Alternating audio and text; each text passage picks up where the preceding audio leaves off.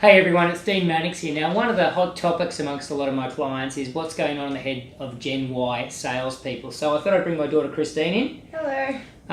Just to ask her about what's motivating her in a sales role. For those of you that don't know, Christine sells photocopiers, like I used to. And she was Salesperson of the Month last month, so very proud dad. Very cool. Thank you. So we talked about the fact that, your core motivation has to be helping customers, because if you don't give a damn about the customers you're serving, you shouldn't be selling what you sell. Yeah. But outside of that, just what are the things that are motivating you in your sales role, and why are you doing? You're doing really well. Like, obviously, I'd like to take all the credit, but you're doing really well. So what's motivating you? I think one of the things is definitely the competitive nature of the sales industry. So being in a team, one of basically all boys, has been a bit of a driver because I love beating the boys. Yep. Coming from a background doing a lot of sport as a child too, that has also, I get to compete again. So being competitive, I think that's one massive driver.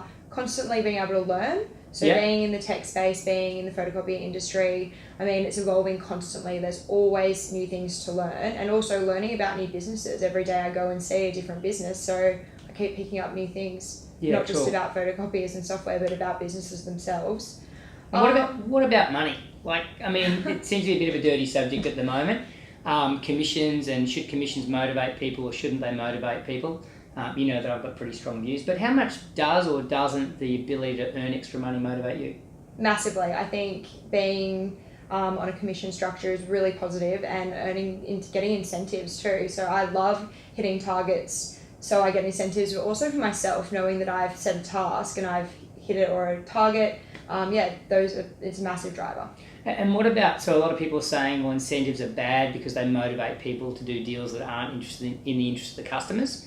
How do you balance that out? Is that something that you think about? Do you think that's real? What are your thoughts? Well, I think you've got to think about the long term there. So if you want to, keep your customer, you need to have a good relationship with them, and they're going to figure out pretty quickly if you've done something wrong. Yeah. So putting the customer's needs first is always going to assist you in the future when you want to roll the contract over or upgrade them or sell them something additional. So you always have to put the customer first. Yeah, for sure. And what about referrals and asking for referrals? Is that something that's top of mind for you, or, what are your thoughts on those? I didn't ask for referrals in the past, but obviously I've been doing a little bit of your training, and I have asked for a few referrals. One of them came through recently. He referred me to the people that are moving into his office into the extra rooms, or the extra space. So we'll see how that goes. Have a meeting with them soon. But that I only got because of a referral. Cool. And another huge theme, we talk a lot about is peers and the importance of being surrounded by a team of people who are also committed to customer, to success, and to excellence in learning and understanding about their product. I know that you love beating the boys, but what's something that you admire about another salesperson in the team? I think I admire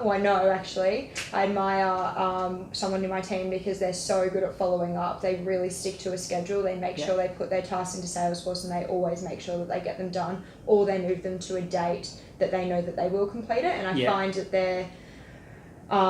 their ability to set appointments is much easier for them than it is everyone else, because they've so thoroughly followed up and they know where everything's at. Gold. Consistently good beats occasionally great, right? Yes. Just like day after day after day.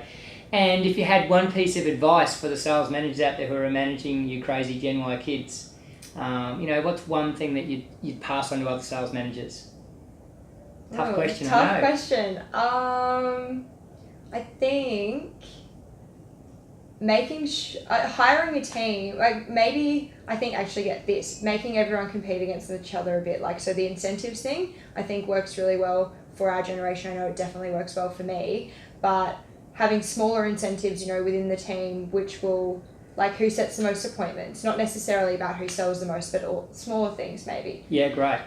To get you towards your target, so it doesn't have to be about selling, but who gets the most appointments or who's done all their follow-ups for the week, things like that. Cool. So things where everyone can compete on a pretty much even playing field. Yeah, very cool.